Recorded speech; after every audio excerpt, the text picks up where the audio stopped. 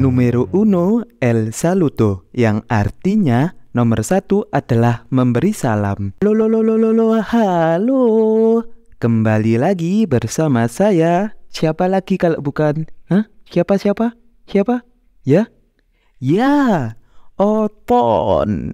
Bagaimana jika bertahun-tahun setelah kita hidup, perkembangan manusia berkembang sangat pesat. Manusia hidup beriringan dengan robot. Pekerjaan yang dirasa berat bisa digantikan dengan robot.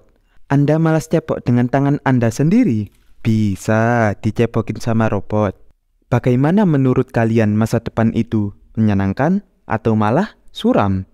Itulah secuil cerita dari film yang akan saya bahas kali ini. Kepo dengan kisahnya? PW-kan boyo Anda, sambungkan Bluetooth ke JBL, dan mari kita masuk intronya. Astro Boy.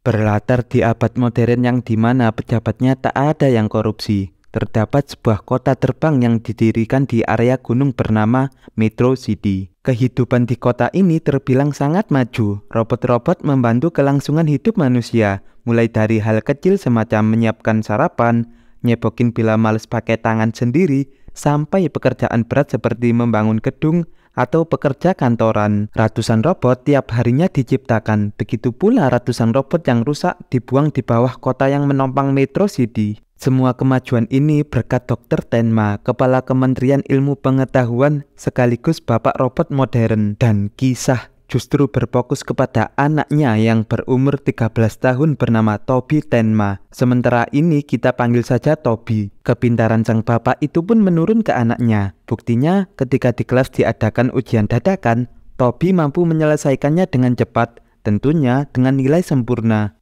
Robot ini bernama Orin. ART-nya Dr. Tenma. Di dalam mobil muncullah hologram Dr. Tenma. Ia meminta maaf kepada Toby telah melanggar janjinya untuk pergi ke event kuantum bersama, dikarenakan ia harus mendatangi proyek Peacekeeper bersama Presiden. Mendengar hal tersebut, Toby langsung mensabotase Orin untuk mengantarkannya ke Ministry of Science. Sesampainya di gedung kementerian, terlihat Dr. Tenma bersama Presiden. Di sini, Toby ingin melihat demonstrasi Peacekeeper yang selalu dibicarakan sang bapak. Namun, Dr. Tenma dan Presiden tidak mengizinkan Toby untuk ikut melihat. Di sisi lain, Dr. Elephant mempresentasikan energi inti biru. Energi ini lebih kuat dari energi nuklir dan jauh lebih friendly terhadap lingkungan. Material dasar berasal dari pecahan bintang. Sesaat setelah pengekstrakan energi biru ternyata menyisakan produk labil, yaitu energi merah negatif. Kedatangan Presiden ke sini adalah kepentingan politik pribadi. Ia ingin sebuah alasan mengapa masyarakat harus memilihnya lagi. Dikarenakan semua penelitian dari dana militer, Dr. Elephant dan Dr. Tenma tak bisa berbuat banyak. Di dalam ruang pengetesan terdapat robot Peacekeeper yang akan dimuatkan energi inti biru. Namun Presiden Stone malah ingin dimuatkan energi merah. Presiden said, "Hah? Opo sih? Pasti menyi-menyi. Ini dong, energi merah, garang." Bersamaan dengan itu, Toby berhasil kabur dan menyelinap ke dalam.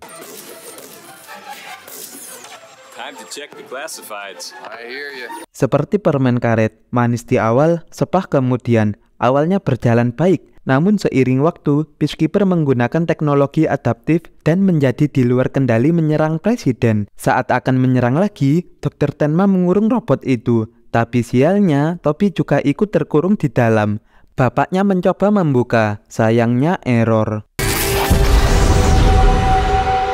Mirip-mirip snapnya Thanos, Toby tiba-tiba menghilang. Lalu Dr. Elephant mencabut kabel aliran energi biru dan ditancapkan ke inti Peacekeeper. Yang tersisa dari Toby sekarang hanyalah topinya saja.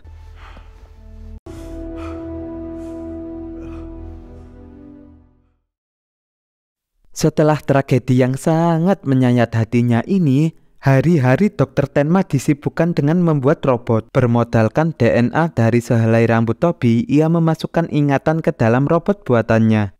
Dr. Elephant adalah asisten sekaligus sahabat Dr. Tenma. lalu datang membawakannya inti biru yang menjadi sumber utama atau semacam penggerak gitulah pokoknya dari robot ini. Dan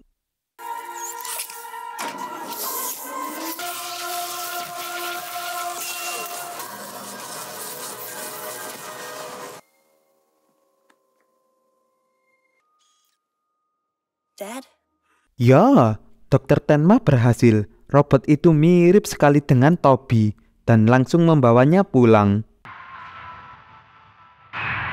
Sesuk sonten, Orin kaget setengah tak percaya bahwa tuannya adalah robot. Mulai sekarang, pekerjaan Dr. Tenma adalah menjadi ayah dan Toby tak usah pergi ke sekolah lagi karena homeschooling. Dimulai dengan mapel yang kebanyakan dari kita tidak suka, termasuk saya sendiri, yaitu MTK. Interesting solution. You ain't seen nothing yet. Let's get back to basics. Dan menyuruh Toby membaca ulang buku-buku filsuf yang sudah ia dengar setiap mau tidur. Sepintar apapun, seber-IQ apapun, jika itu anak-anak, tetaplah anak-anak. Toby malah mencoba teori dari Leonardo da Vinci, yaitu flight, dengan berbahan sobekan kertas dari buku-buku. Sang bapak melihat itu pun marah besar, karena anaknya tak menurut perkataannya, apalagi melihat robot memakai topi puteranya. Setelah itu, Dr. Tenma menelpon Dr. Elephant curhat mengenai perkembangan robot Toby. Dia sangat pandai seperti Toby, tapi berbeda. Dr. Elephant memberitahu bahwa tak ada ciptaan manusia di dunia ini yang bisa menyamai persis dengan ciptaannya.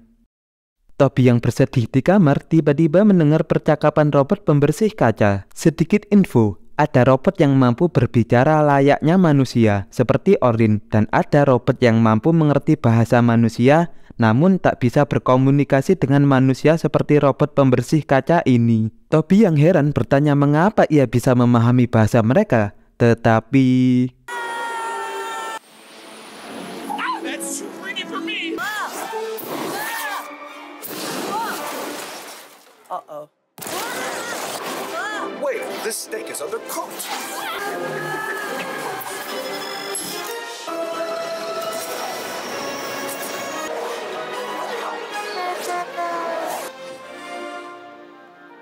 Ya, Toby bisa terbang dan bisa mengeruk gunung-gunung mengeruk gunung dengan mudah menggunakan tangannya. Sementara itu, presiden yang sedang halan-halan, sensor pesawatnya mendapati benda yang tidak teridentifikasi terbang di kota metro. Sekembalinya di rumah, Toby mendengar percakapan yang tidak seharusnya didengar oleh anak-anak. Bapaknya frontal berbicara, "Aku bukanlah ayahmu, kamu bukanlah putraku, hanya sebuah robot, dan aku tak menginginkanmu lagi." Sontak Toby sangat bersedih mendengarnya secara langsung. Dr. Elephant sedikit meneguhkan hati Toby bahwa ada suatu tempat baginya.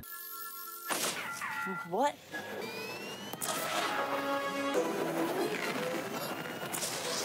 Ya, saat merenungkan nasibnya bahwa ia benar-benar robot, Toby ditemukan oleh Presiden Stone. Ia mati-matian kabur dari kejaran para pesawat keamanan.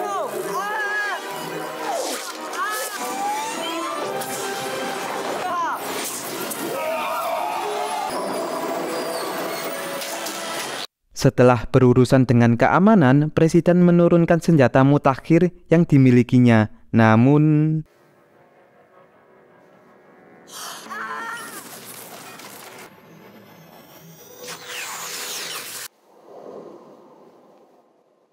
Tenma's boy is found.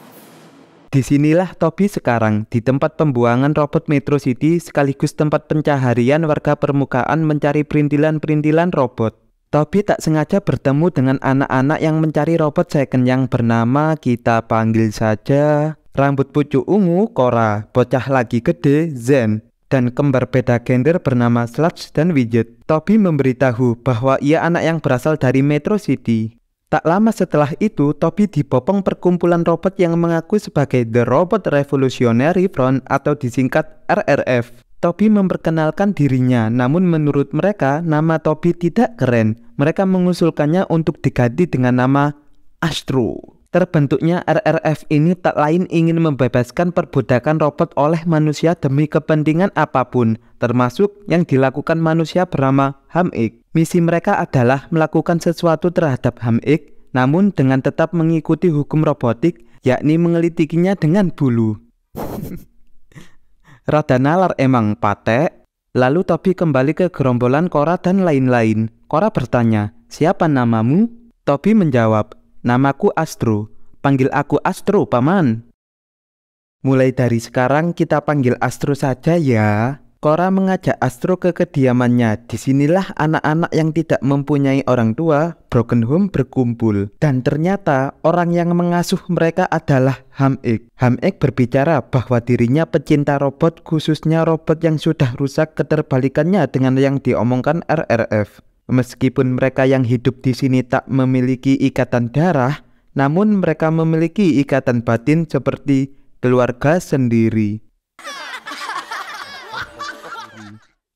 Malamnya Astro tak bisa tidur karena terbiasa tidur di ruangan ber-AC.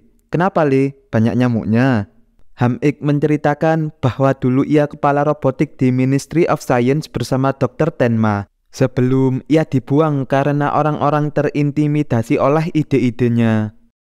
Cora bersama yang lainnya mengajak Astro mencari suku cadang untuk persiapan robot game.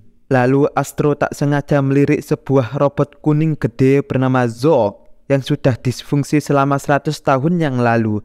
Ham-X saja tak bisa memperbaikinya. Menggunakan inti biru, Astro berhasil menghidupkannya kembali. Come on.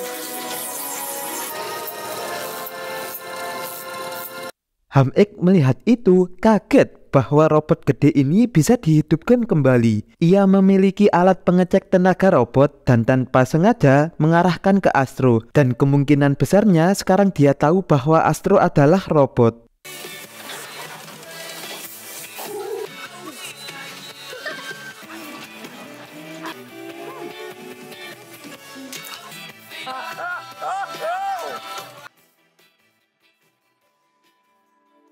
Ketika saat jagongan, Astro mendapati Cora berusaha menelpon. Dikarenakan HP-nya itu rusak, Astro mencoba memperbaikinya. Di malam-malam yang suntuk, dua insan jagongan. Disinilah pembahasan mendalam sering terjadi. Cora jujur bahwa ia masih memiliki kedua orang tua dan ia berasal dari Metro City. Namun Astro sendiri masih belum bisa memberitahukan bahwa ia adalah robot. Pada hari H robot game, Astro diajak untuk ikut melihat pertunjukannya. Meskipun ia tak tahu robot game adalah sambung robot. Disinilah sifat asli Ham-X keluar. Ia tidak menyayangi robot sama sekali. Dia memperbaiki robot hanya untuk bertarung. Lalu Ham menyetrum Astro yang sebelumnya ia mengetahui Astro adalah robot. Sadar-sadar, Astro sudah di tengah arena pertarungan. Awalnya Astro tak ingin bertarung, namun karena terus didesak, ia pun gaskan.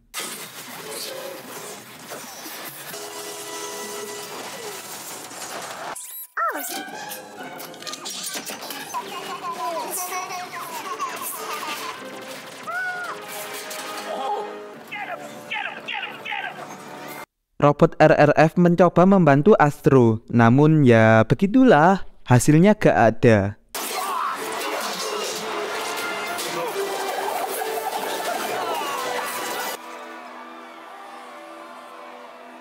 Dan robot yang terakhir adalah Zog yang telah ia bangkitkan sendiri. Astro tak mau melawannya, begitu pula dengan Zog. Ham-X yang kesal dengan tingkah laku mereka lalu menyetrum Astro memaksanya untuk bertarung. Tetapi...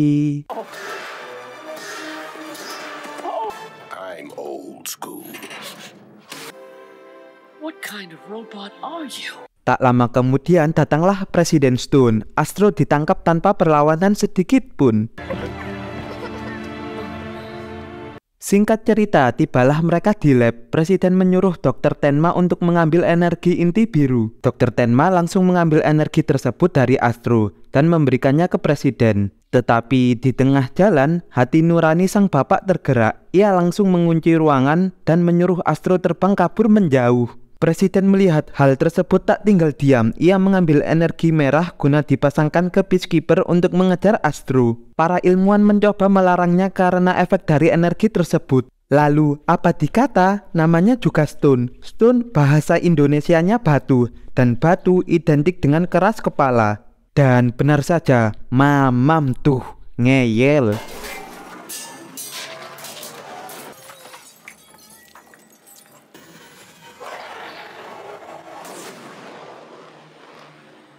Seperti yang saya bicarakan di awal cerita, Peacekeeper mempunyai teknologi adaptif yang mampu menghisap barang di sekitarnya dan menjadikannya senjata. Astro yang melihat kekacauan itu di Metro City, ia pun mencoba melawan Peacekeeper.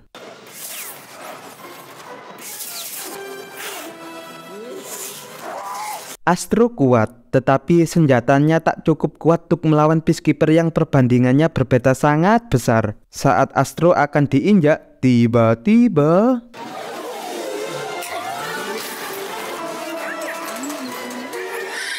ya, Korra dan teman-temannya datang. Namun Peacekeeper yang mengejar merusak PLN atau sumber energi dari Metro City dan membuat seluruh kota padam. Tentunya Astro tak tinggal diam melihat kotanya akan jatuh. Ia berusaha supaya kotanya tak terbentur sangat keras.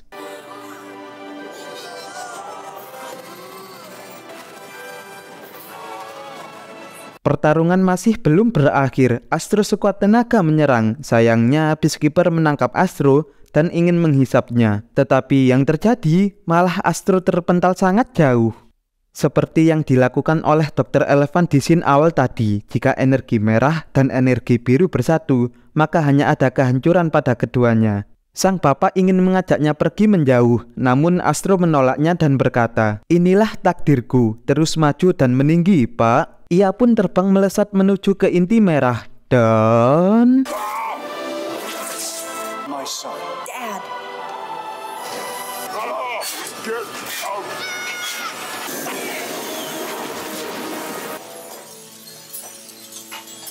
Ya, kekacauan akhirnya berakhir dan Presiden Stone bersama pengawalnya ditahan. Sedangkan Astro sendiri kehilangan sumber energi kehidupan. Teman-temannya meratapi kepergian Astro. Kemudian datanglah Zog. Zog hidup karena diberi energi biru dari Astro. Zog pun membaginya ke Astro.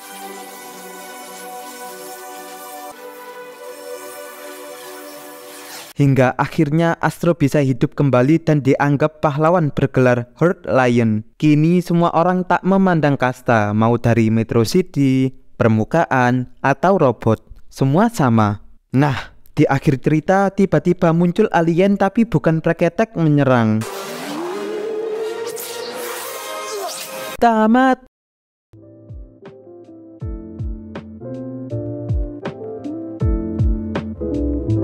Pesan dari film ini adalah janganlah kamu mengingkari janji. Coba Dr. Tenma atau bapaknya Toby ini tidak mengingkari janjinya pergi ke konferensi kuantum mekanika bersama sang anak.